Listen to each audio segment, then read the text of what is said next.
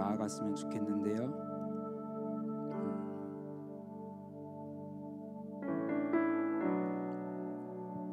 시편 27편을 나누고 싶은데요. 제가 읽어드리도록 하겠습니다. 여호와는 내 빛이시요 내 구원이시니 내가 무엇을 두려워하겠습니까? 여호와는 내 삶의 힘이시니 내가 누구를 무서워하겠습니까? 악한 사람들이, 내 원수들이, 내 적들이 내 살을 뜯어먹으려고 덮칠 때 그들은 걸려 넘어질 것입니다. 군대가 나를 향하여 진을 쳐도 내 마음은 두렵지 않을 것입니다. 내게 대항하는 전쟁이 일어나더라도 내가 오히려 담대할 것입니다. 한 가지 내가 여호와께 바란 것이 있으니 내가 찾는 것은 이것입니다. 내가 평생 여호와의 집에 있어 여호와의 아름다움을 바라보고 주의 성전에서 여쭙는 것입니다. 한 가지 내가 여호와께 바란 것이 있으니 내가 찾는 것은 이것입니다. 내가 평생 여호와의 집에 있어 여호와의 아름다움을 바라고 주의 성전에서 여쭙는 것입니다. 한 가지 내가 여호와께 바란 것이 있으니 내가 찾는 것은 이것입니다. 내가 평생 여호와의 집에 있어 여호와의 아름다움을 바라보고 주의 성전에서 여쭙는 것입니다. 아멘. 우리 함께 기도하며 나아가실 텐데요.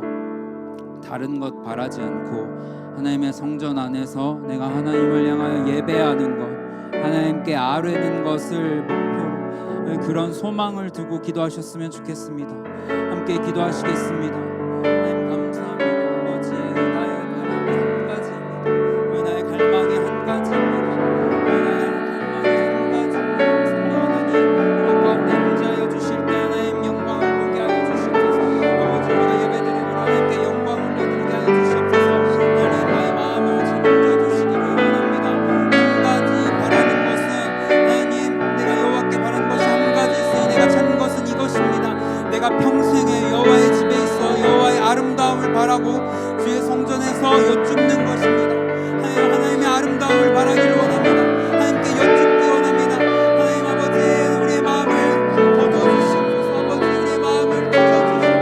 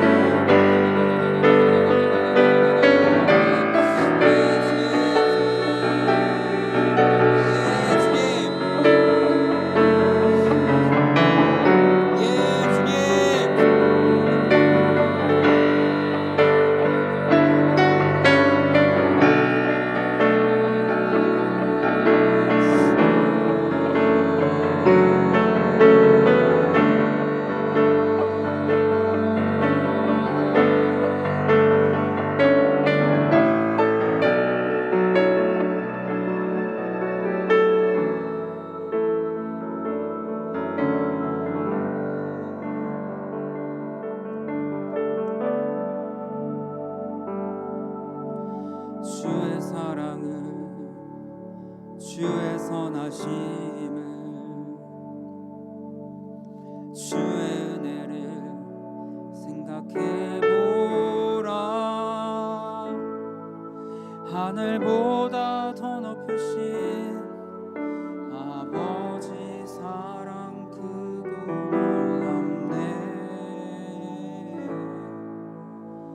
아버지 사랑 크고 놀랍네.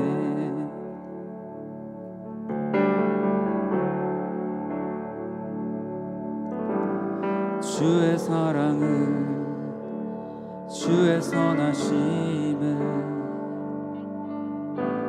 주의 은혜를 생각해보라. 하늘보다도 더 높으신 아버지 사랑 크고 놀랍네. 아버지 사랑 크고 놀랍네. 다시 한번 고백하시겠습니다. 주의 사랑을, 주의 선하심을, 주의 은혜를 생각해보라.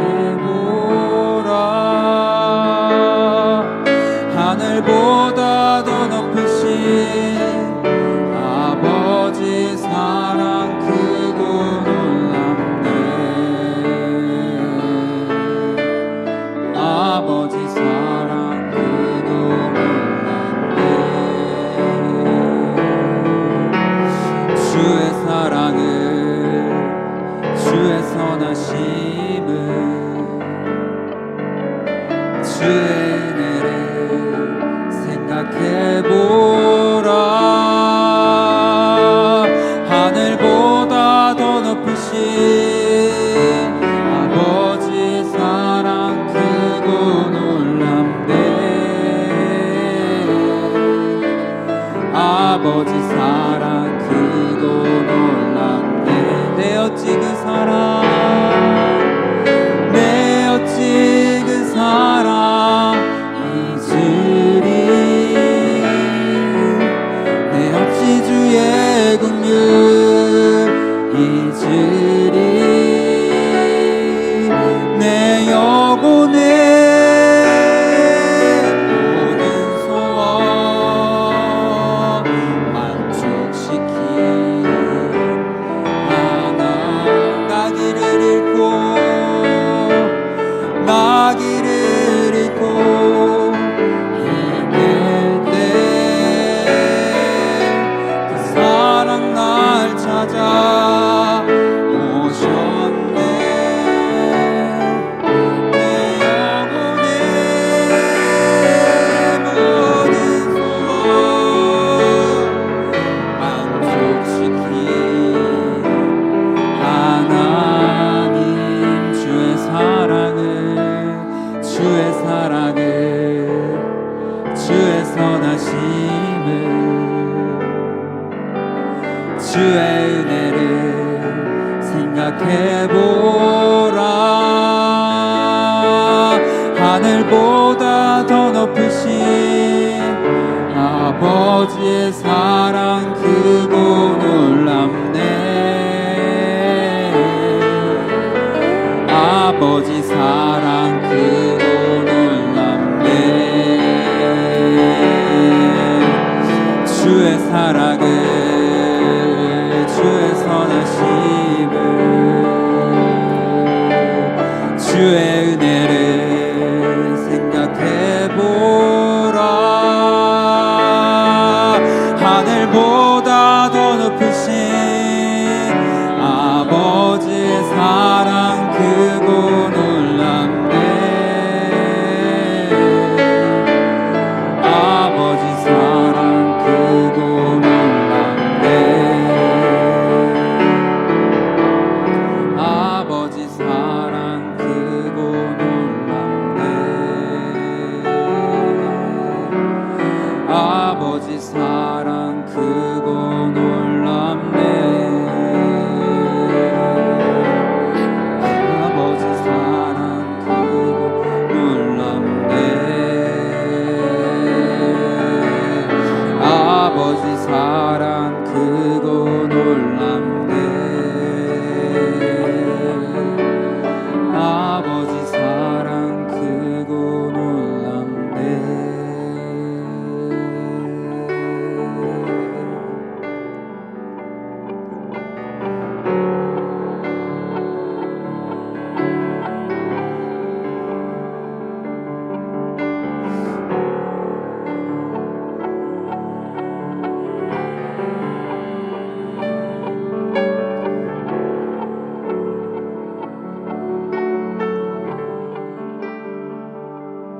나의 갈망은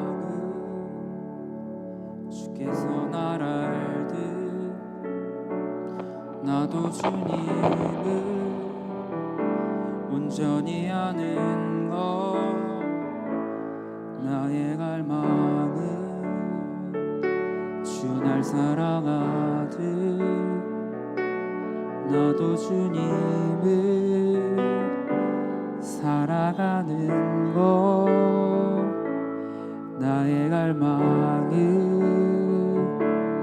내 모든 삶을 사랑의 제사로 주께 드리는 것.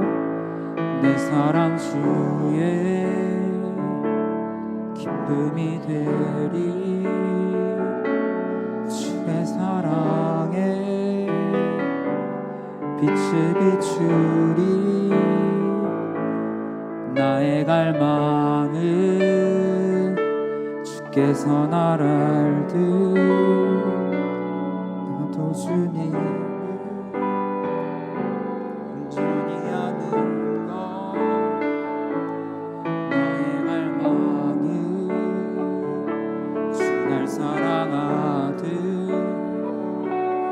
나도 주님을 사랑하는 너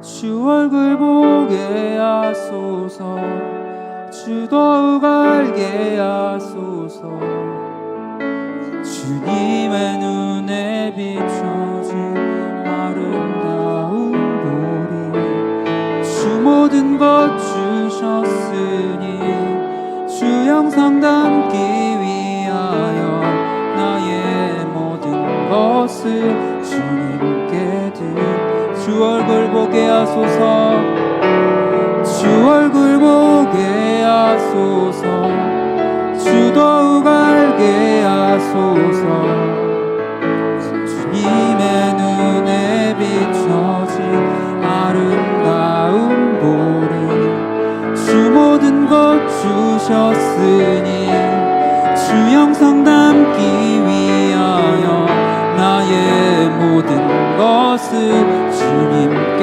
드립니다 주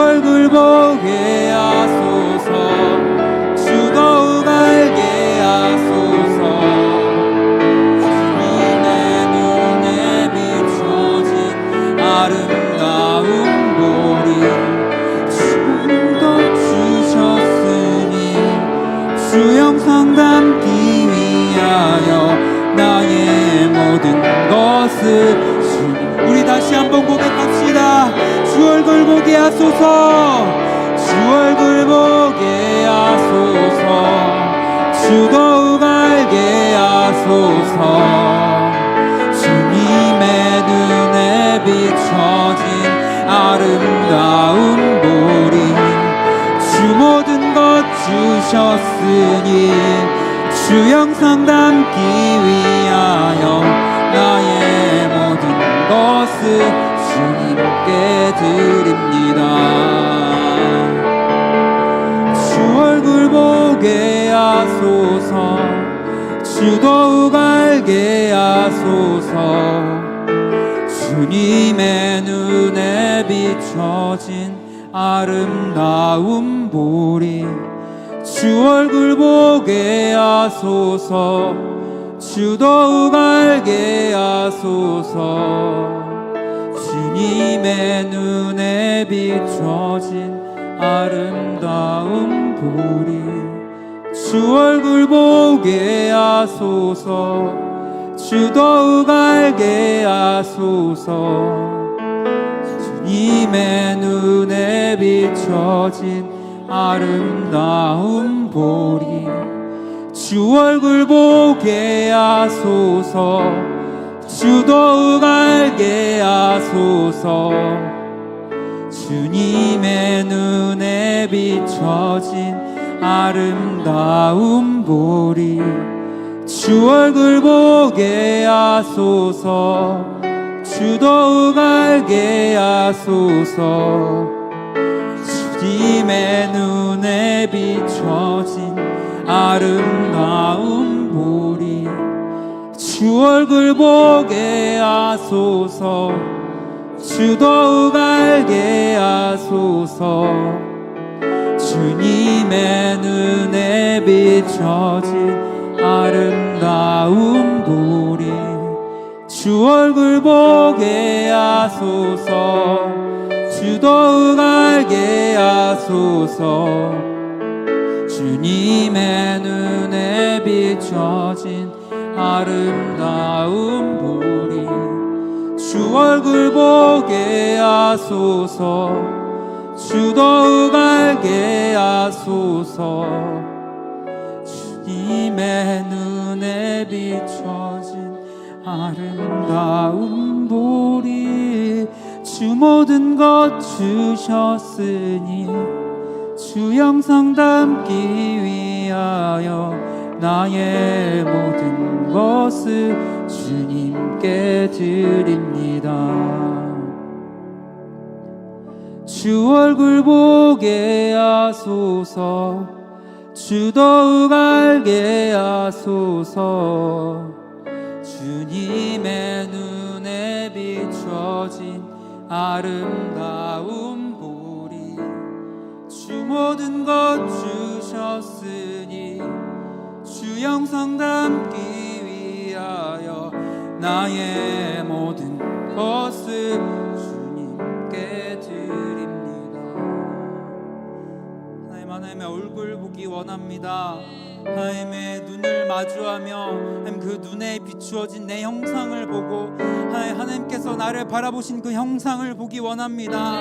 하나님 눈에 비추어진 나의 모습을 보고 그 아름다움을 보기 원합니다. 하나님 작고 못나고 추악한 나지만 이 마음과 말과 행동을 하나님 곱게 쓰지 못하는 나지만 하나님께서 나를 바라보시는 그 형상을 바라보기 원합니다. 우리 지금 함께 기도할 때에 하나님께서 바라보시는 그 형상을, 그 아름다움을 아버지 갈망하기 원합니다. 하나님 당신의 얼굴을 갈망하기 원합니다. 하나님 당신의 얼굴을 마주함으로 내가 그 하나님의 얼굴을 보는 기쁨을 알기 원합니다. 하나님 당신을 갈망하는 그 마음을 함께 기도하시길 원합니다.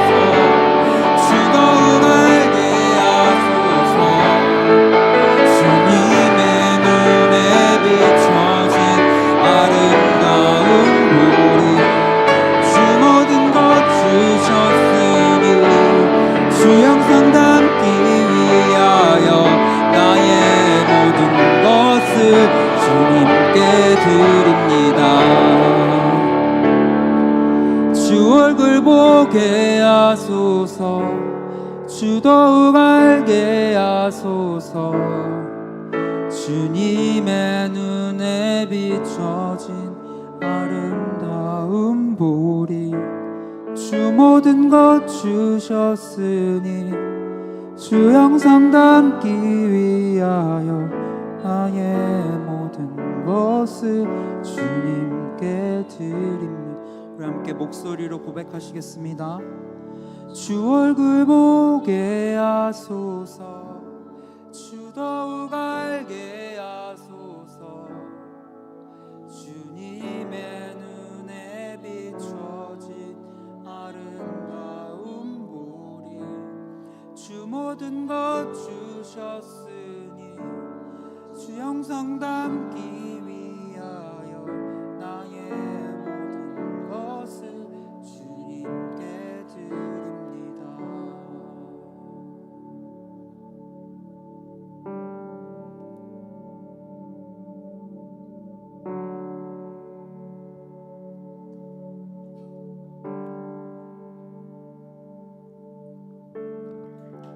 하나님 아버지, 우리를 이곳 가운데 불러주시고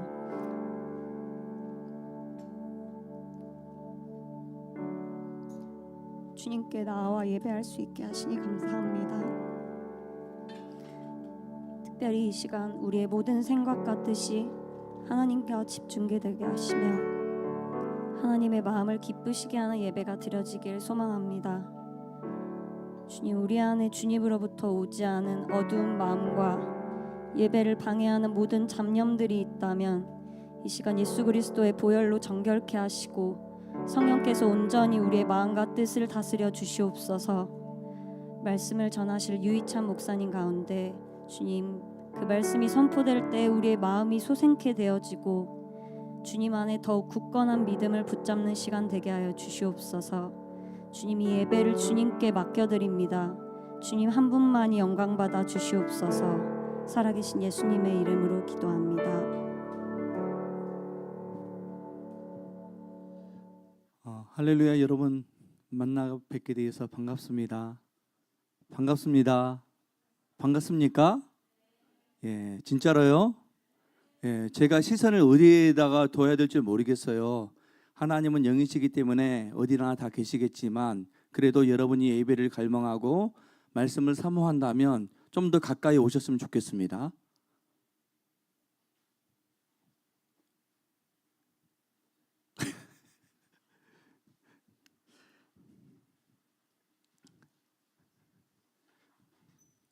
감사합니다.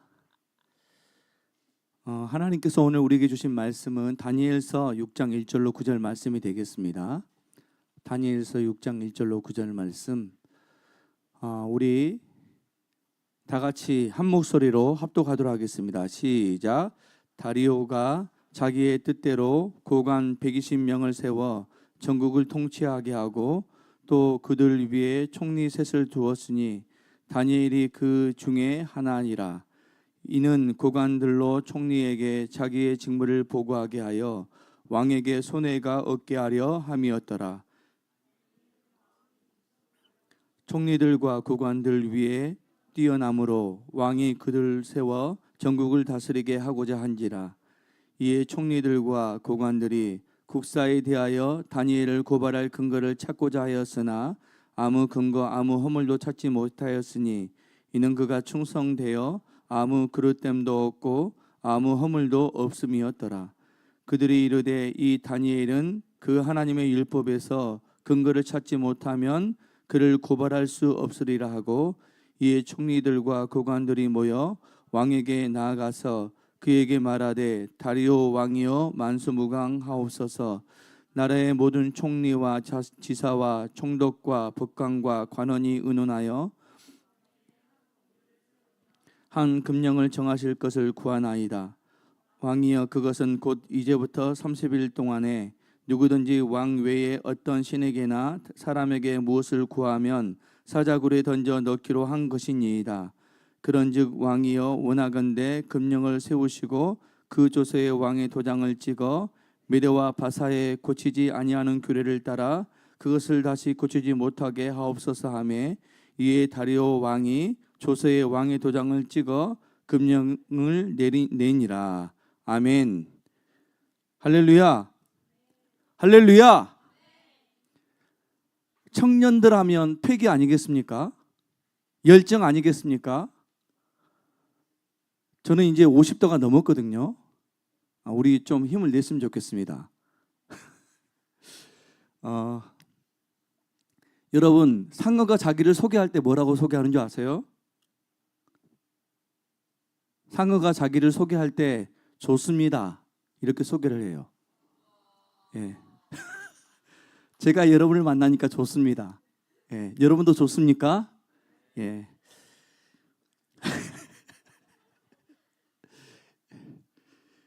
이상호 목사님 힘들 것 같아요, 내가 봤을 때. 여러분, 오늘 본문의 배경을 보면 그 하나님 앞에 교만했던 벨사살 왕이 살해를 당하고 그 다음에 그가 다스렸던 그 나라 바벨론이라고 하는 나라가 제국이 이제 망하게 됩니다. 그리고 이제 새로운 제국, 오늘 본문에는 보면 메대라고 하는데 여러분이 알고 있는 페르시아 알죠? 페르시아라고 하는 나라가 이제 등장을 하는데요. 이 나라를 다스리는 왕이 누구냐면 다리오 왕입니다. 다리오 왕. 여러분, 우리가 오늘 6장 1절로 9절 말씀을 읽었는데 5장 30절로 31절 말씀 같이 한번 읽어볼게요. 시작. 그날 밤에 갈대아 왕 벨사살이 죽임을 당하였고 메대 사람 다리오가 나라를 얻었는데 그때의 다리오는 62세였더라. 여러분 여기에 보면 갈대아의 왕, 이 갈대아의 왕이 누구죠? 벨사살. 그러니까 갈대아의 왕은 바로 우리가 알고 있는 바벨론 왕을 말합니다. 바벨론 왕. 이 바벨론 왕이 하나님 앞에 교만을 떨어서 죽게 돼요. 그리고 이제 새로운 메대 사람 다리오가 이제 나라를 다스리게 됩니다. 이 다리오가 이제 왕이 되어서 나라를 다스리는데 나라를 체계적으로 뭔가 효율적으로 다스리기 위해서 어떻게 합니까? 방백 120명과 총리 3명을 세워요. 근데 이 총리 3명 중에 한 명이 누구예요? 누구예요? 알면 말해 주세요.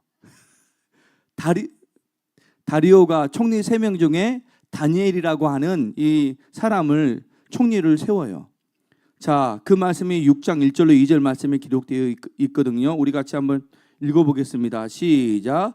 다리오가 자기의 뜻대로 고관 120명을 세워 전국을 통치하게 하고 또 그들 위에 총리 셋을 주었으니 다니엘이 그 중에 하나이라. 여러분 이 말씀에 보면 다니엘이 3명의 총리 중에 한 명으로 임명을 받았으니 본인에게 얼마나 큰 영광이 되겠습니까? 그렇죠? 굉장히 영예가 될 거 아닙니까? 기쁨이고 자랑이고 영광이 되겠잖아요. 그런데 여러분 이게 큰 문제를 야기시켜요. 큰 문제를 일으킵니다.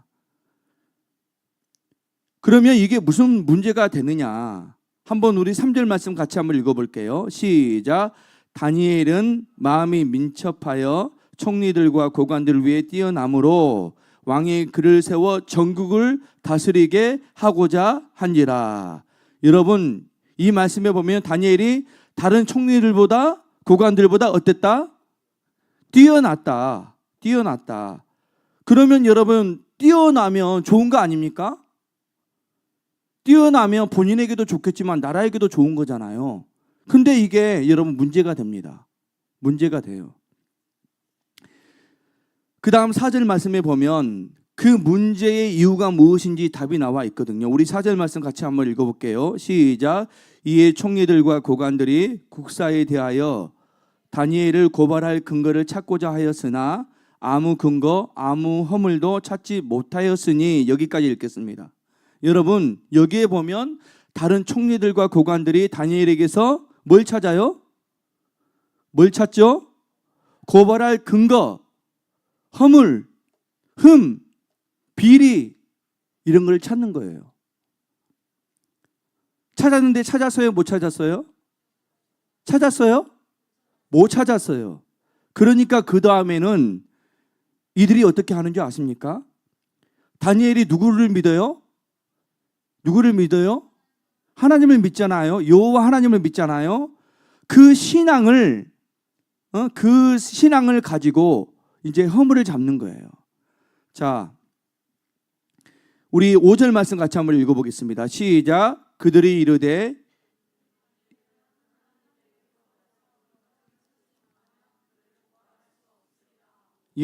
여기에 보면 하나님의 율법에서 근거를 찾지 못하면 그를 고발할 수 없으리라 하고, 그러니까 다니엘이 믿고 있는 여호와 하나님에 대한 그 신앙을 가지고 다니엘의 그런 허물을 찾기 시작하는 겁니다. 어떻게 하면 다니엘을 죽일 수 있을까? 그 허물을 잡을 수 있을까라고 그 신앙에서 찾고 있는 거죠. 여러분 다니엘이 다른 총리들과 고관들보다 더 뛰어난 것을 보고 이들이 하는 반응이 뭐예요? 이들이 하는 반응은 다니엘을 질투합니다. 이간질합니다. 어떻게 해서든지 그 다니엘을 총리의 자리에서 끌어내리려고 정말로 약점을 찾아요. 비리를 찾습니다. 그래도 찾지 못하니까 자기의 뜻대로 되지가 않으니까 어떻게 합니까? 다니엘의 신앙을 이용해서 다니엘을 죽이려고 음모를 꾸미는 비열한 그런 계략을 지금 꾸미는 거예요. 여러분, 그 음모가 뭔지 아십니까? 우리 7절 하반절에 보면 뭐라고 나와 있냐면, 누구든지 왕 예외에 어떤 신에게나 다른 사람에게 무엇을 구하면 사자굴에 어떻게 한다? 던져 넣기로 했다는 거예요. 사자의 밥이 되게 했다는 거죠. 어떻게 하면? 어떤 신이나 사람에게 기도를 하면, 종교 행위를 하면 그를 사자굴에 집어넣어서 사자밥이 되게 하겠다는 이제 법을 만들어요. 법을.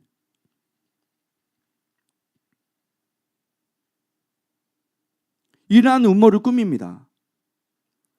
어떻게 해서든지 다니엘을 추적하고 감시하고 조사했는데도 불구하고 고발할 만한 근거가 나오지 않으니까 다니엘의 그 신앙 행위, 하나님을 사랑하고 하나님 앞에 예배하고 하나님 앞에 기도했던 이 다니엘의 신앙 행위를 꼬투리 잡아서 다니엘을 죽이려고 하는, 사자굴에 집어넣어서 죽이려고 하는 비열한 짓을 이들이 했다는 거죠.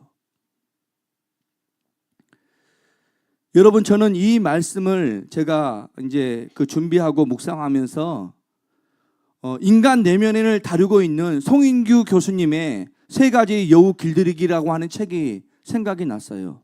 여러분, 이 책에는 이 책에서 저자가 주장하는 것이 뭐냐면, 인간 내면에는 다스리기 힘든, 내 자신이 다스리기 힘든 3마리의 여우가 있다는 거예요. 3마리의 여우.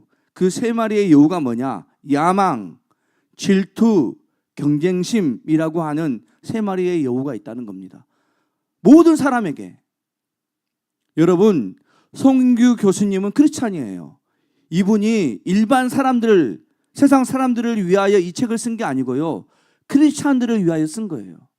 그러니까 예수님을 믿는 사람들도 이 3마리의 여우가 있다는 거예요. 예수님을 믿고 구원받아도 내 속에 여전히 잘 다스려지지 않는 이 3마리의 여우, 야망과 질투와 경쟁심이 있다는 거예요. 오죽하면 여러분, 사도 바울이 빌립보서 1장 14절로 15절에 이런 말씀을 했어요. 자, 우리 한번 보겠습니다. 14, 15절 말씀 같이 한번 읽어볼게요. 시작. 형제 중 다수가 나의 매임으로 말미암아 주 안에서 신뢰함으로 겁없이 하나님의 말씀을 더욱 담대히 전하게 되었느니라. 어떤 이들은 투기와 분쟁으로, 어떤 이들은 착한 뜻으로 그리스도를 전파하나니. 여러분, 여기에 보면 하나님의 말씀을 담대하게 전하는 자들이 있어요. 근데 이들이 말씀을 전하는데 어떻게 전합니까? 어떤 이들은 뭘로? 어떤 이들은 착한 뜻으로 전해요, 그리스도를. 근데 어떤 이들은 투기와 분쟁으로 전해요. 예수 그리스도를 전하는데, 복음을 전하는데, 복음을 전하면서까지 투기와 분쟁으로 전한다고요. 여러분, 전도할 정도면 보통 신앙 아니잖아요. 그렇죠? 예수 믿고 성령 충만하여 가슴이 뜨거워서 복음을 전하는 사람도 이렇게 3마리의 여우를 다스리지 못하는 사람들이 있다는 거예요. 여러분, 1984년도에 개봉한 영화 중에 아마데우스라는 영화가 있어요. 여러분, 1984년도에 태어났습니까? 없나요? 네. 아마데우스라는 영화가 있어요. 이 영화에 보면 살리에이르라고 하는 궁중 악사가 나오거든요. 왕궁에서 왕을 위하여 연주하는 악사가 나와요. 얼마나 연주를 잘하면 궁중에서 연주를 하겠습니까? 악기를. 그런데 어느 날 갑자기 자기보다 나이도 굉장히 젊고 또 경험도 없는 모차르트라고 하는 사람이 나타나서 천재적인 그런 음악성을 가지고 이 살리에르를 압도해 버립니다. 그러니까 이 살리에르가 천재적인 음악가 모차르트를 보고 어떻게 할까요? 질투심을 느껴요. 경쟁심을 느낍니다.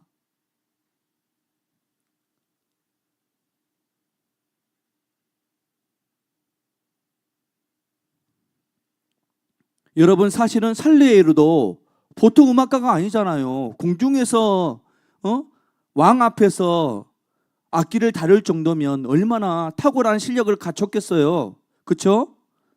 상당한 경지에 이미 이르는 사람이에요. 살레이르도. 근데 자기보다 더 잘한 사람이 나타나니까, 모차르트가 나타나니까 자기 마음 안에 있는 그 경쟁심, 질투, 야망에 사로잡히게 돼요.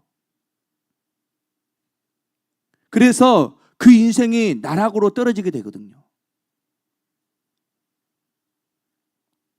여러분, 이것이 이 살레이르의 모습만이 아니라 저와 여러분들의 모습일 가능성이 높아요. 그렇지 않습니까?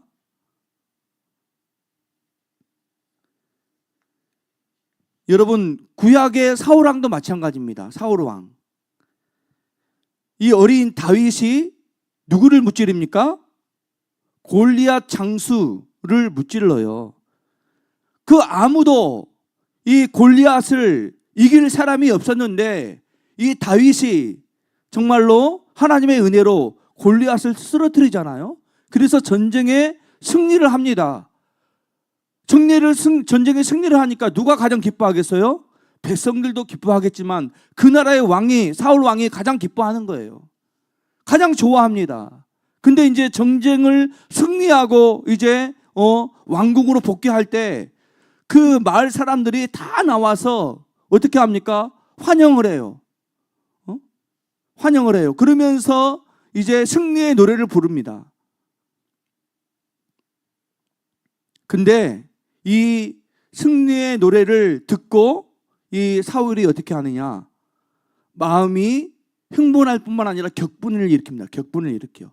우리 사무엘상 18장 6절 말씀 같이 한번 읽어볼게요. 시작. 무리가 돌아올 때 곧 다윗이 블레셋 사람을 죽이고 돌아올 때에 여인들이 이스라엘 모든 성읍에서 나와서 노래하며 춤추며 소고와 경세를 가지고 왕 사울을 환영하는데, 여러분 여기에 보면 이스라엘 백성들이 누구를 환영하고 있죠? 다윗을 환영하고 있나요? 누구를 환영하고 있죠?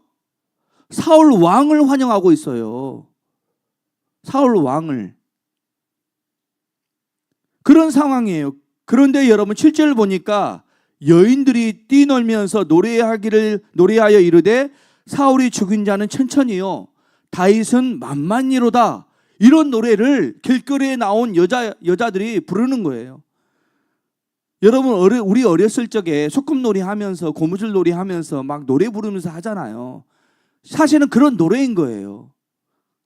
그런 노래. 사울이 죽인 자는 천천히요 다윗이 죽인 자는 만만히로다. 철없는 여자 아이들이 이런 노래를 그냥 불렀어요. 근데 이 노래를 듣고 사울이 어떻게 됩니까? 이성을 잃어버려요. 이성을.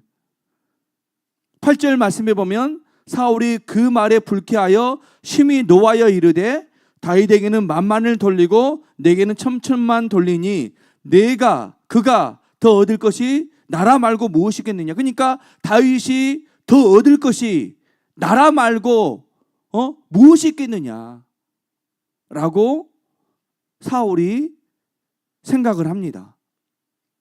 여러분, 내 안에 못된 여우가 하는 가장 악한 것이 뭔지 아세요? 나쁜 상상을 하게 하는 거예요. 나쁜 상상. 지금 사울 왕이 나쁜 상상을 하고 있잖아요.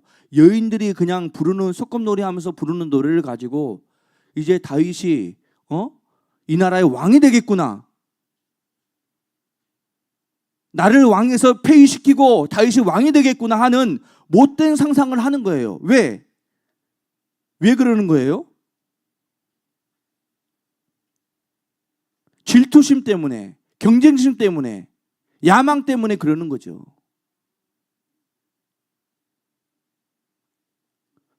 자기 혼자 소설을 쓰고 있는 거예요. 자기 혼자.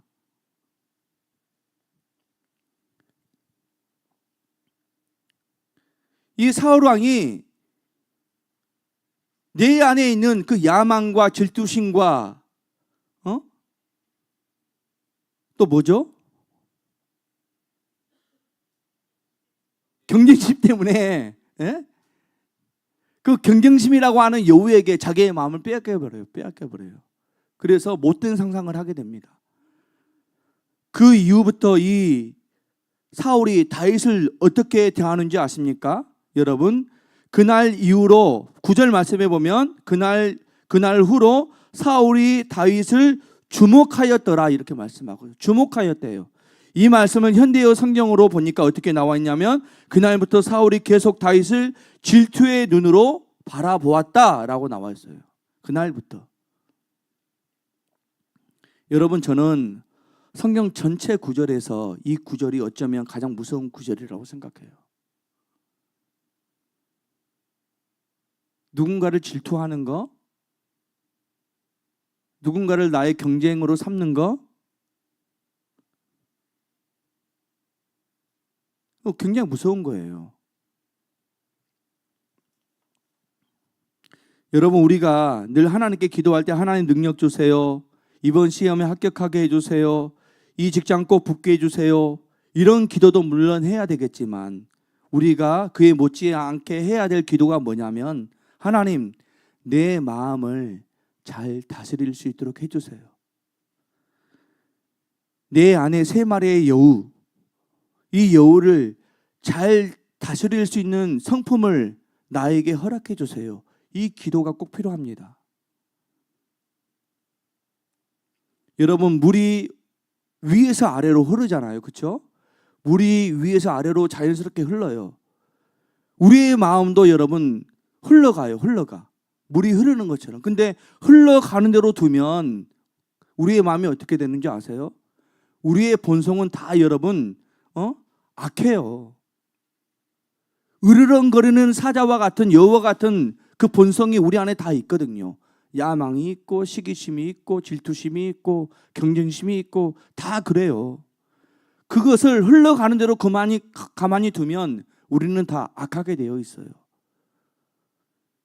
3마리의 여우가 내 마음을 지배하게 되어 있다고요. 그래서 우리는 우리의 마음을 잘 다스릴 수 있도록 하나님 앞에 늘 기도해야 된다는 겁니다. 기도할 수 있기를 주님의 이름으로 축원합니다. 뭔가 딱딱한데 적응이 안 되네요, 제가. 여러분, 이 세상에는 오늘 본문에 나오는 총리들과 고관들처럼 정말로 3마리의 그 여우가 득실거리는 그런 사람들이 많이 있어요. 내 주변에 그런 사람들이 많이 있어요. 내가 그런 사람일 수도 있어요.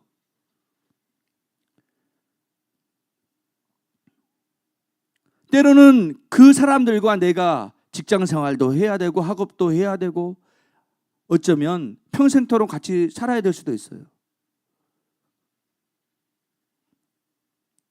여러분, 이런 환경 속에 지금 다니엘이 지금 총리를 맡고 있는 거잖아요. 그렇죠? 총리를 하고 있는 거예요. 근데 이 다니엘이 그럼에도 불구하고 이 총리를 성공적으로 잘 감당을 하잖아요. 그래서 우리는 이 다니엘의 모습을 통하여 배워야 될 것들이 몇 개 있는데요. 그것이 뭐냐? 첫 번째는 여러분 4절 말씀 같이 한번 보겠습니다. 4절 말씀. 자, 우리 같이 한번 읽어보겠습니다. 시작. 6장 4절 말씀 시작. 이에 총리들과 고관들이 국사에 대하여 다니엘을 고발할 근거를 찾고자 하였으나 아무 근거 아무 허물도 찾지 못하였으니 이는 그가 충성되어 아무 그릇됨도 없고 아무 허물도 없음이었더라. 여러분, 여기에 보면 이는 그가 충성되어라는 말씀이 나와요. 이는 그가 충성되어. 이것을 우리말 성경으로 여러분 보면 어떻게 여러분 번역할 수 있냐면 믿을 만한 사람이 되었다는 거예요. 이는 그가 충성되어, 이 말이 믿을 만한 사람이 되어, 신뢰할 만한 사람이 되어 라고 나와 있어요. 충성되었다는 말이 신뢰할 만한 사람이었다 그 말이에요. 여러분 생각해 보세요. 다니엘을 총리로 다리오 왕이 등용했어요. 뭘 보고 등용했겠어요?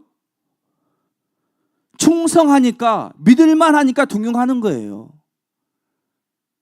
신뢰할 만하니까 등용하는 거예요. 예? 왕으로서 다니엘을 총리로 등용하면 나라가 안정적으로 잘 돌아가겠구나 하는 신뢰감이 있으니까 이방 나라에서 노예로 끌려왔지만 총리로 등용시키는 거라고요.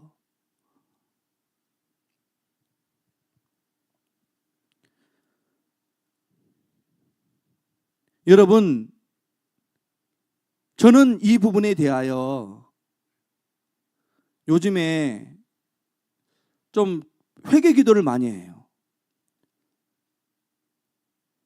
한국의 그리스도인들이 또 한국 교회가 정말로 신뢰를 주지 못하고 있는 것 때문에, 믿음직스럽지 못한 것 때문에 제 모습을 보더라도 그런 모습들이 보여져서 제가 회개 기도를 많이 하거든요.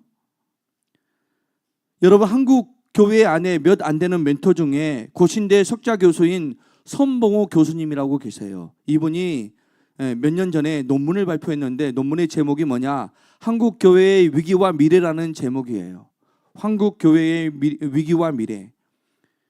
이분이 한국 교회가 위기라는 거예요. 위기에 놓여 있다는 거죠. 일제 강점기 신사 참배가 여러분 그때에는 그냥 외부적인 공격에 의해서 한국 교회가 위기였지만, 지금은 외부적인 공격이 아니라 내부적으로 정말로 썩어 문드러져 가고 있는 상황이기 때문에 그때보다 더 위기다라고 손봉호 교수님이 말씀을 하셨어요. 여러분, 몇 가지 설문조사를 그러면서 말씀을 하시는데, 이런 설문조사를 했으면 나는 목회자를 불신한다, 혹은 나는 평신도를 불신한다, 이 두 가지 항목을 가지고 설문조사를 했어요. 근데 어떤 결과가 나왔느냐? 목회자를 불신한다가 50%, 평신도를 불신한다가 48.8%. 누가 더 신뢰성이 높은 거예요? 예? 저보다 여러분들이 더 신뢰성이 높은 거예요. 예? 마음이 너무 아팠어요. 예?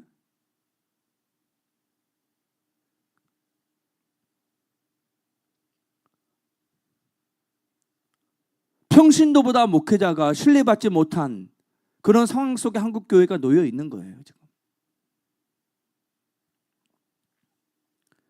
또 여러분, 카톨릭, 불교, 개신교 이 세 가지 종교와 신뢰성 조사를 했는데요, 여러분. 카톨릭을 신뢰한다는 32.9%, 불교는 22.1%, 마지막으로 기독교는 18.9%. 기독교가 신뢰성을 잃어버렸어요.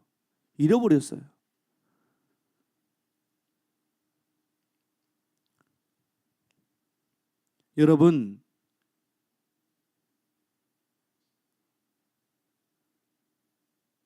불교가 복음을 전하지 않아요. 카톨릭이 복음을 전하지 않아요. 여러분 길거리 다니면서 불교 스님들이 전도하는 거 봤나요? 카톨릭이 전도하는 거 봤나요? 기독교만 그렇게 열심히 전도를 해요. 그렇잖아요? 근데 여러분, 뭘 전도하는 거예요? 우리는 부활을 전도하는 거예요. 죽었다가 부활하신 예수님을 전도하는 거예요. 예? 십자가, 나를 위해 나를 사랑하여 죽으신 십자가를 전도하는 거예요. 근데 여러분, 1 플러스 1이 뭐예요? 2잖아요. 근데 1 플러스 1이 3이라고 한 것보다 부활을 믿으라고 하는 것이 더 힘든 거예요. 안 그래요? 1 플러스 1은 3입니다. 부활하신 예수님을 믿으면 천국 갑니다. 어떤 것이 더 신뢰할 만해요? 1 플러스 1이 3입니다라고 말하는 게 더 신뢰할 수가 있어요. 그렇기 때문에 여러분, 뭐가 중요하냐면 그 복음을 전하는 사람의 신뢰성이 중요한 거예요. 그 복음을 전하는 사람이 신뢰성이 있고 정직하고 그 사람이 믿음직스러우면 그 말이 논리적으로 어긋나고 잘 믿어지지 않아도 그 사람이 신뢰성이 있기 때문에 믿어지는 거죠. 믿고 싶은 거죠. 교회 가고 싶은 거죠. 근데 우리가 신뢰성을 다 잃어버렸어요. 그러니 우리의 말이 복음이 되어서 그 사람의 그 가슴에 막 박히겠냐고요. 예수님을 믿겠냐고요. 교회에 오고 싶겠냐고요.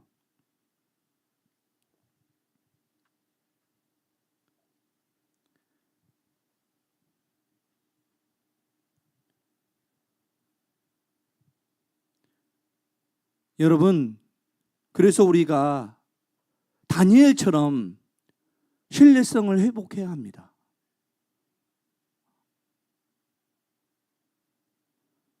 저 사람은 믿을 만한 사람이야. 저 사람이 하는 말이라면 신뢰할 만하네. 그런 믿음을 줄 수 있는 삶을 우리가 살아내야 해요.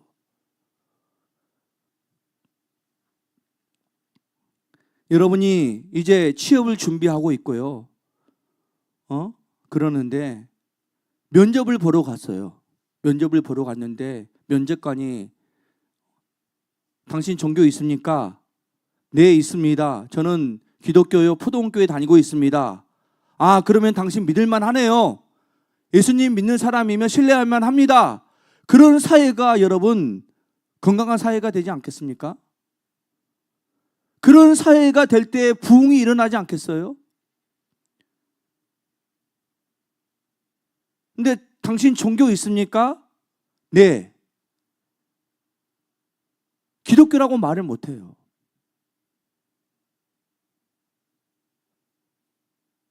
신천지로 호도당할까 봐, 통일교라고 생각할까 봐.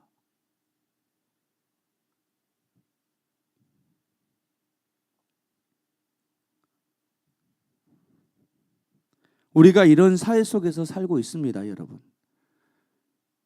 누구 탓이 아닙니다. 일단은 내가 주님 앞에서 또 많은 사람들 앞에서 예수님을 믿는 사람으로서 신뢰성을 회복해야 나로부터 사회가 조금씩 변화되는 것이지 누구 탓할 것도 없어요. 그래서 여러분, 저는 요즘에 회개 기도를 많이 합니다. 이 나라와 이 민족의 또 기독교의 그 죄를 제가 끌어안고 기도를 많이 하고 있어요.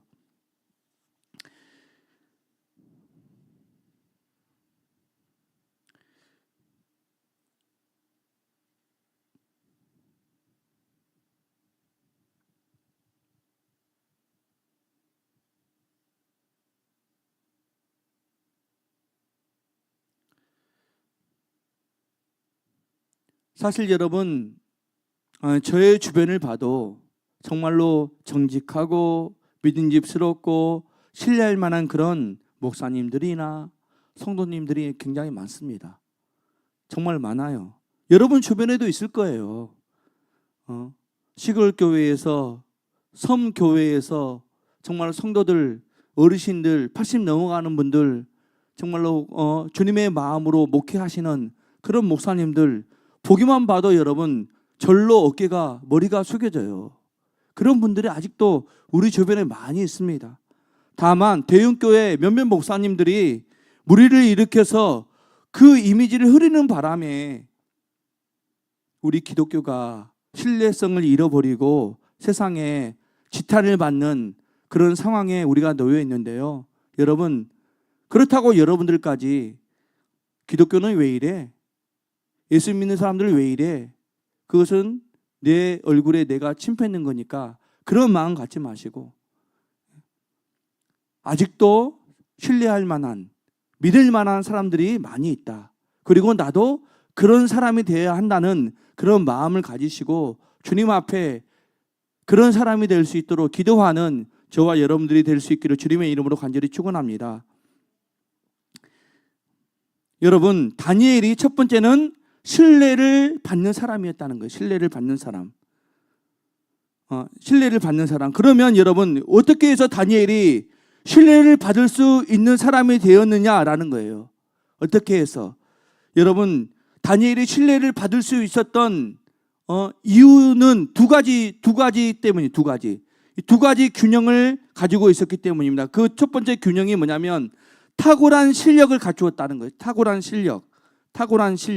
우리 다니엘서 6장 3절 말씀 같이 한번 읽어보겠습니다. 시작. 다니엘은 마음이 민첩하여 총리들과 고관들 위에 뛰어남으로, 여기까지 있습니다. 여러분, 다니엘은 마음이 민첩하여 총리들과 고관들 위에 뛰어났다 그랬어요. 이 말씀을 여러분 세번역 성경에 보면 정승들이나 다른 장관들보다 더 우수했다라고 나와 있어요. 더 우수했다. 이 우수하고 뛰어난 실력, 탁월한 실력이 다니엘에게 있었기 때문에 주변 사람들이 다니엘을 신뢰할 수밖에 없었다는 거죠. 여러분 때문에 이 탁월한 실력을 우리가 갖추기 위해서 우리가 삶의 자리에서 최선을 다해야 돼요. 내가 학생이면 학생으로서 최선을 다해야 되고요. 내가 직장인이면 직장의 자리에서 최선을 다해야 하고요. 내가 취준생이면 취준생으로서 정말로 취업을 위해서 최선을 다해야 돼요.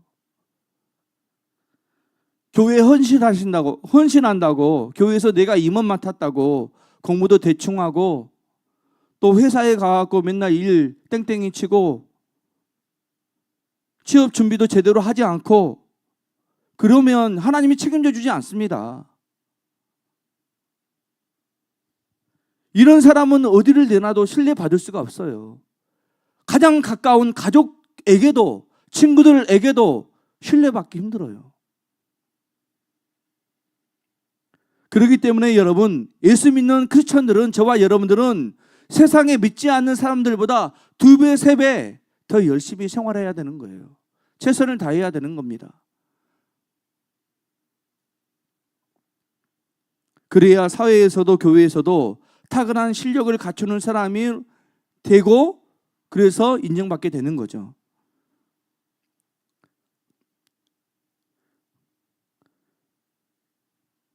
그런데 여러분, 우리가 기억해야 할 것은 이 탁월한 실력뿐만 아니라 두 번째 하나가 더 있어야 되는데, 이것은 뭐냐면 깨끗한 도덕성을 가져야 돼요. 깨끗한 도덕성, 진실함, 거룩함, 이런 것들을 우리가 가져야 된다는 거예요. 여러분, 4절 말씀에 보면 같이 한번 읽어볼게요. 시작. 이에 총리들과 고관들이 국사에 대하여 다니엘을 고발할 근거를 찾고자 하였으나 아무 근거 아무 허물도 찾지 못하였으니, 여기까지 있습니다. 여러분, 총리들과 고관들이 다니엘을 고발하려고 이잡듯이 뒤졌지만 어떤 허물, 어떤 부정적인 것도 찾지 못했어요. 나오지 않았다는 거죠. 못 찾은 게 아닙니다. 없으니까 못 찾은 거예요. 없으니까.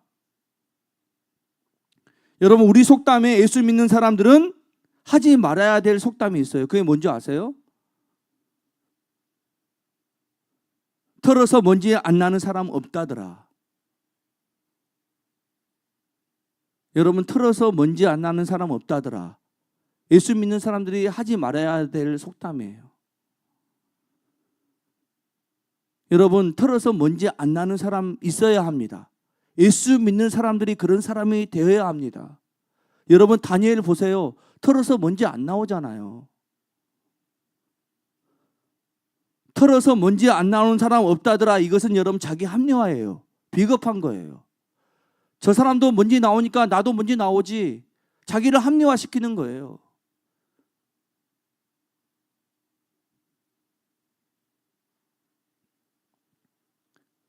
여러분, 지금은 저도 그렇고 여러분도 그렇고 털어서 먼지 나올 수 있어요.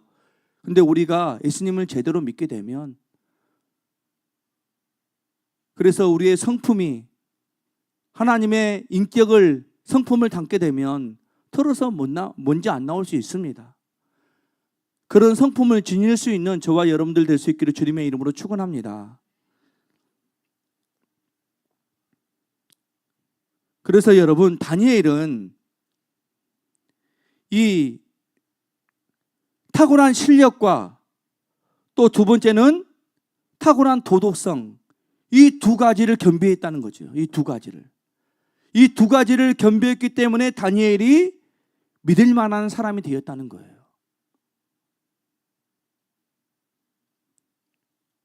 여러분, 헨리 클라우드의 인터그라티라는 책이 있어요. 인터그라티. 여러분, 인터그라티가 무슨 뜻이죠? 진실성이라는 뜻이잖아요. 진실성. 이 책에 보면 여러 가지 생각할 수 있는 그런 글들이 많이 있는데, 제가 정말 의미 있게 읽었던 내용을 한번 제가 읽어드릴게요. 신뢰를 상실한 시대에 사람들의 마음을 움직이는 힘은 무엇인가? 저자는 그 힘을 인터그라티, 즉 일관된 진실성이라고 소개한다. 재능이나 지능만으로는 성공할 수 없다. 뛰어난 인재들이 실패한 사례는 수없이 많다. 정직을 바탕으로 한 일관된 일관된 진실성만이 참으로 사람의 마음을 움직일 수가 있다. 그렇기 때문에 성공을 위하여 기술을 연마할 것이 아니라 신뢰받을 수 있는 성품을 가지게 되면 성공은 그 부산물로 저절로 따라온다. 이런 글귀가 있어요.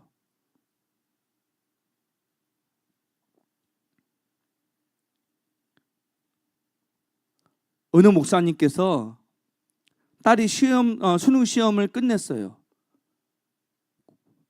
그래서 이제 좋은 대학에 들어가게 됐어요.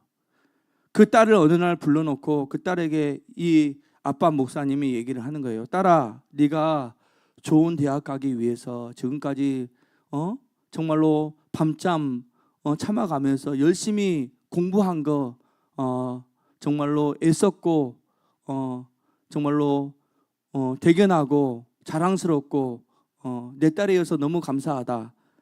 그런데 아빠가 너에게 할 말이 있어. 그것이 뭐냐?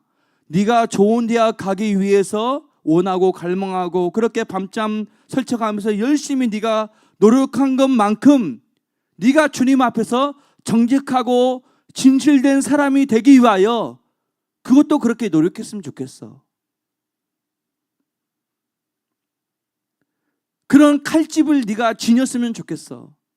여러분, 스펙이 능력이 칼이라면 나의 정직함, 진실함, 경건함, 이것은 칼집이에요. 칼집.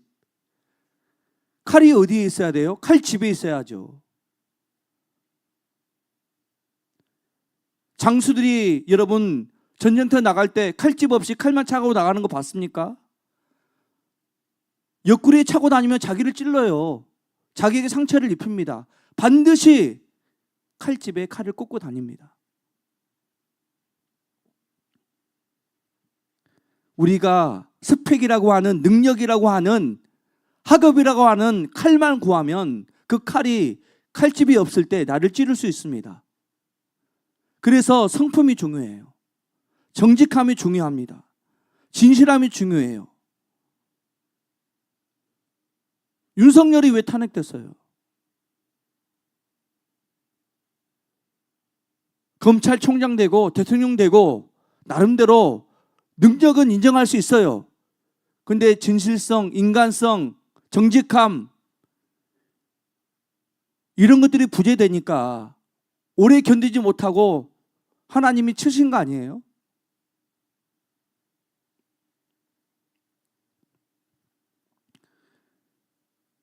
여러분, 스카이캐슬 드라마 봤잖아요. 예? 서울대 의대 보내기 위해서 그 부모들이 얼마나 애를 씁니까? 근데 그 자녀가 진실되게 도덕적으로 정직하게 자라나는 거에 대해서는 별로 관심이 없어.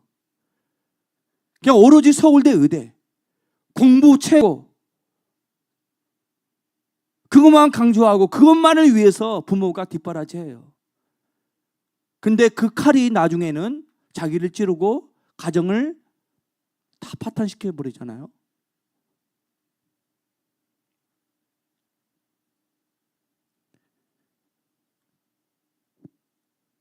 다니엘이 여러분 새 왕을 섬깁니다. 새 왕을.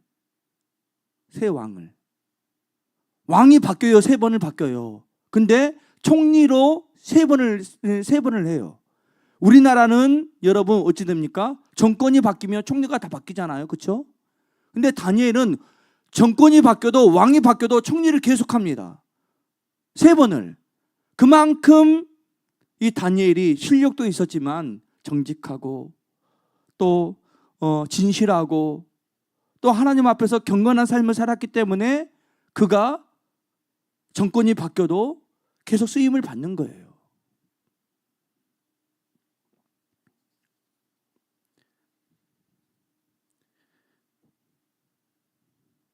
이 다니엘의 2가지 균형, 탁월한 실력과 깨끗한 도덕성, 이것을 갖췄기 때문에 총리로서 오랫동안 쓰임을 받을 수 있었다는 겁니다.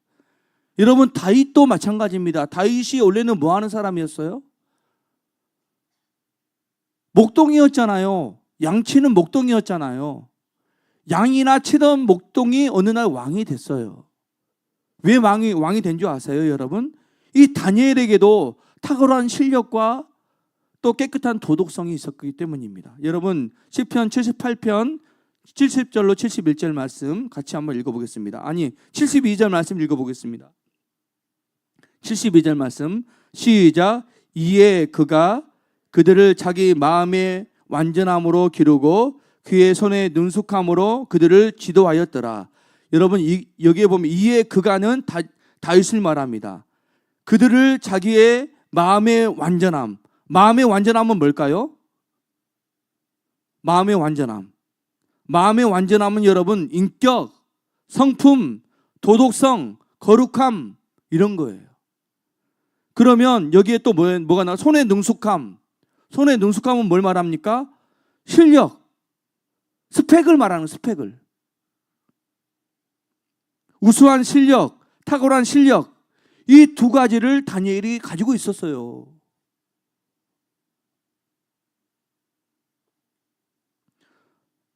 두 가지 균형을 갖추었기 때문에 양이나 치던 목동 다윗이 이스라엘 왕으로 세움을 받게 된 거예요, 여러분. 그런데 여러분 72절 말씀에 방금 보면 마음의 완전함이 먼저 나옵니까? 손의 능숙함이 먼저 나옵니까? 뭐가 먼저 나와요? 뭐가 먼저 나와요? PPT 다시 한번 띄워줘 보세요. 마음의 완전함이 먼저 나오잖아요. 그렇죠? 그 다음에 손의 능숙함이 나오잖아요. 쉽게 말하면 뭐가 우선순위라는 거예요? 마음의 완전함이 우선이라는 거예요. 마음의 완전함이. 여러분, 주님 앞에서 저 사람은 믿을 만한 사람이야, 저 사람은 신뢰할 만한 사람이야, 저 사람은 목사다운 사람이야, 그 다음에 설교를 잘하고 못하고가 중요한 것이지 목사다운 사람이 아니야. 믿을 만한 사람이 못 돼. 근데 설교는 잘해. 그러면 여러분 설교가 은혜가 되겠어요?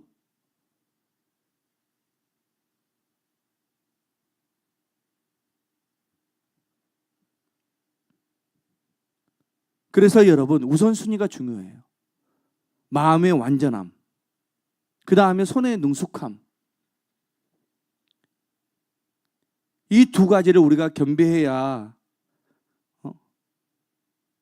다니엘처럼 다윗처럼 우리가 속한 그 공동체 안에서 위대하게 쓰임 받을 수가 있게 됩니다. 그러면 여러분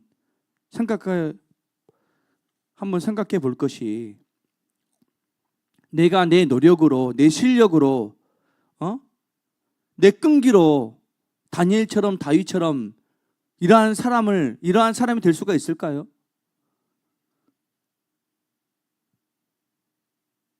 힘들어요. 불가능해요. 어려워요. 그래서 여러분 누가 필요해요? 성령님이 필요해요. 성령님이. 여러분 우리 6장 3절 말씀 같이 한번 읽어볼게요. 6장 3절 말씀.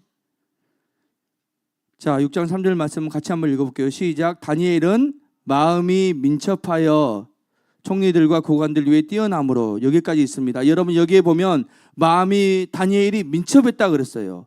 이 민첩했다는 말을 킴 제임스 버전 영어 성경으로 보면 because an excellent spirit was in him이라고 나와 있어요. 그러니까 뛰어난 영이 그 안에 있으니라고 되어 있어요. 뛰어난 영이 그 안에 있었다. 마음이 민첩하다는 말은 뛰어난 영, 성령이 그 안에 있었다는 거예요. 성령이. 다니엘 자체가 엑셀런트한 거 아니에요, 여러분. 엑셀런트 스피릿, 성령이 뛰어난 탁월한 성령님이 그 안에 있었기 때문에 다니엘이 이 두 가지 성품, 탁월한 실력과 깨끗한 도덕성을 지닐 수 있었다는 거죠. 성령님이 그 안에 계셨기 때문에. 그래서 여러분, 내 실력과 내 노력으로 되지 않아요. 성령님이 내 안에 오시고 나를 지배하고 나를 통치해야 우리도 다니엘처럼 그리고 다윗처럼 내 안에 두 가지 균형, 탁월한 실력과 깨끗한 도덕성을 우리가 겸비할 수 있게 된다는 겁니다.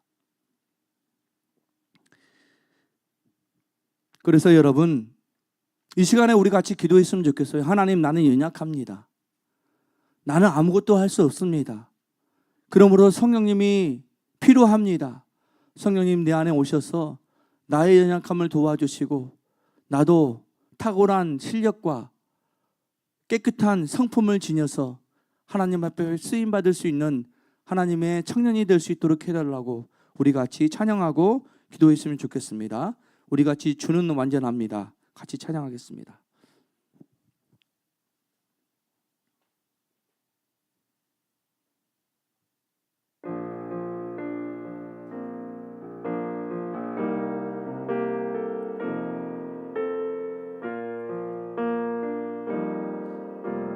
주여, 우린 연약합니다. 우린 오늘을 힘겨워합니다. 주 뜻 이루며 살기엔 부족합니다. 우린 연약합니다. 주여, 우린 넘어집니다. 주여, 우린 넘어집니다. 오늘 하루 또 실수합니다. 주의 긍휼을 구하는 죄인입니다.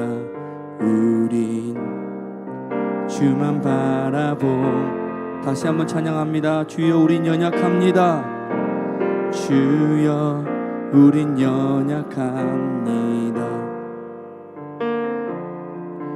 우린 오늘을 힘겨워합니다. 주 뜻 이루며 살기엔 부족합니다. 우린 연약합니다. 주여, 우린 넘어집니다. 주여, 우린 넘어집니다. 오늘 하루 또 실수합니다. 주 뜻 구하는 죄인입니다.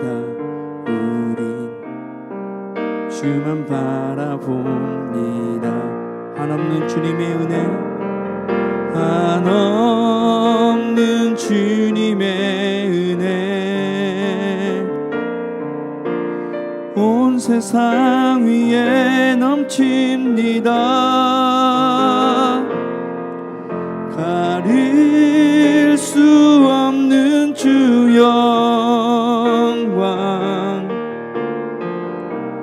온 땅 위에 충만합니다.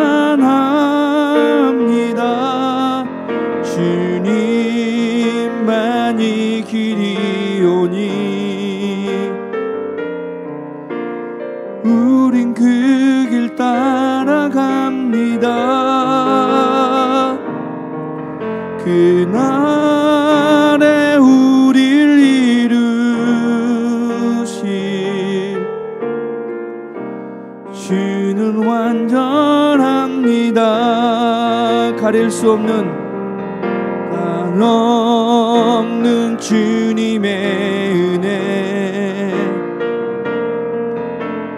온 세상 위에 넘칩니다.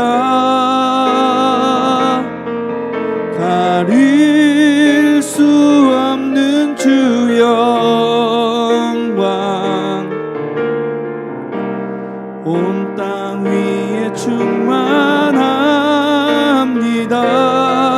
주님만이 길이오니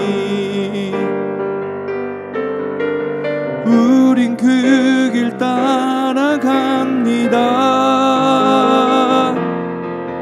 그날에 우릴 이루실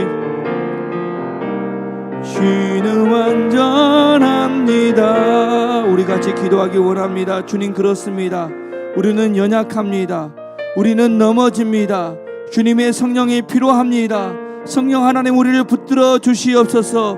그래서 우리가 다니엘처럼, 다윗처럼 탁월한 실력과 깨끗한 도덕성을 가지고 하나님 앞에 바로 설 수 있도록 도와주시고, 우리가 속한 공동체에서, 직장에서, 가정에서, 사회에서 하나님의 그 탁월함을 드러내며 정말로 믿음직스러운 사람으로서 살아갈 수 있도록 해달라고, 하나님의 신실한 종이 될 수 있도록 해달라고, 우리 주님의 이름을 크게 한번 부르짖고 간절히 기도하며 나가겠습니다.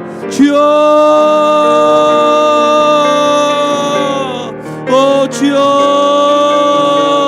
주여, 내 힘으로는 감당할 수 없습니다. 주여, 나는 부족합니다. 나는 넘어집니다. 나는 실수투성이입니다. 주여, 내 능력, 내 힘으로는 감당할 수 없습니다. 성령 하나님 역사하여 주옵소서. 탁월하신 성령께서 내 인생을 어루만져 주옵시고 내 인생의 주인 되어 주옵소서. 나를 주여 다스려 주옵시고 통치하여 주시옵소서. 나의 왕권을 주님 앞에 올려드리오니 주님께서 내 삶의 주인 되셔서 나를 인도하여 주옵소서.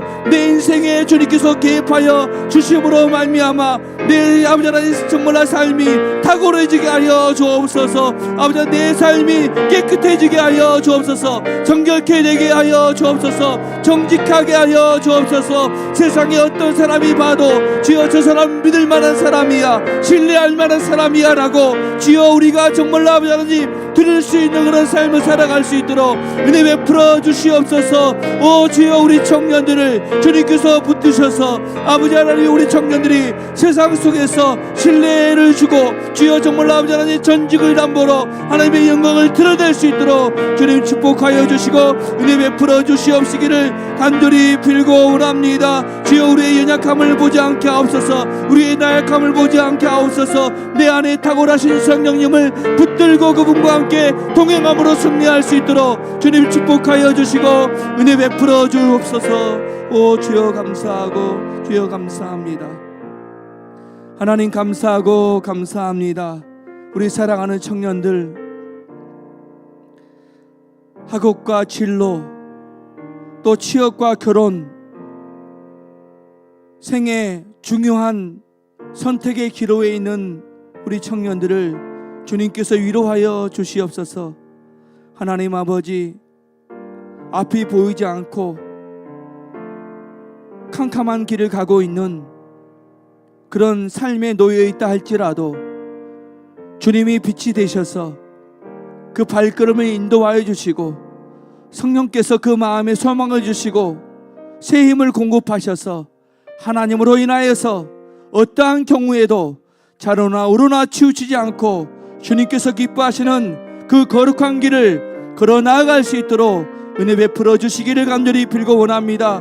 특별히 우리 귀한 청년들, 오늘 말씀을 통하여 주님 앞에 아버지 도전하게 하여 주시옵소서. 나는 할 수 없습니다. 나는 부족합니다. 나는 연약합니다. 그러나 주님이 내 안에 주인 되어 주시고 탁월하신 성령께서 내 인생을 붙들으시면 나도 다니엘처럼, 다윗처럼 주여 정말로 탁월한 실력과 깨끗한 도덕성으로 세상에 신뢰받는 사람이 될 수 있음을 주여 정말로 마음에 새기고 그렇게 살아갈 수 있도록 하나님 도와주시고 은혜 베풀어 주시옵소서. 축복하여 주시옵소서. 하나님 붙드는 승리하는 인생이 되게 하여 주시옵소서. 청년의 때에 너의 창조자를 기억하라고 말씀하신 주님이여, 주님을 붙들고 살게 하옵소서. 선한 데는 지혜롭고 악한 데는 미련한 청년들이 되게 하여 주시옵소서. 군대가 있는 우리 청년들, 또 타지에서 직장 생활하고 있는 우리 청년들, 또 아버지 하나님 해외에 나가 있는 우리 청년들,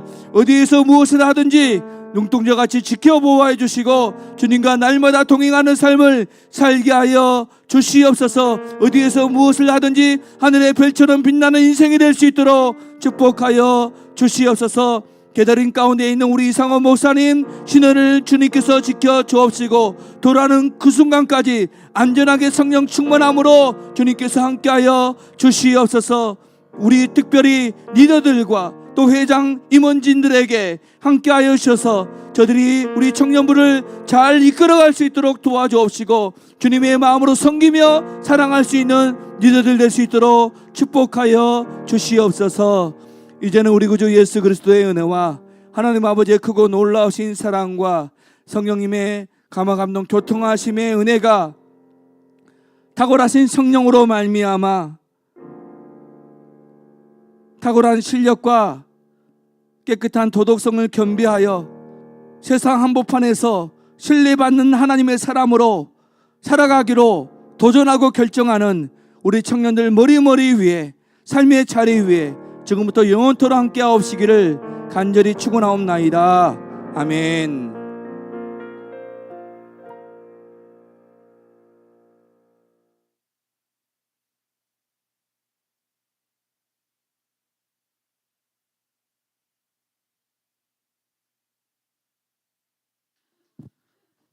모든 청년들 축복합니다.